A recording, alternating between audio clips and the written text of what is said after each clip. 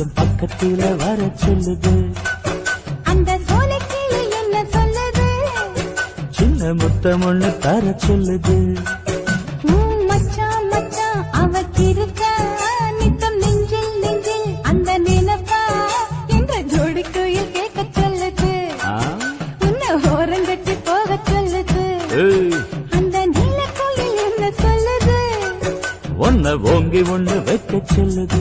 100 ஆண்டுக்கு ஒரு முறை பூக்கின்ற பூவல்லவா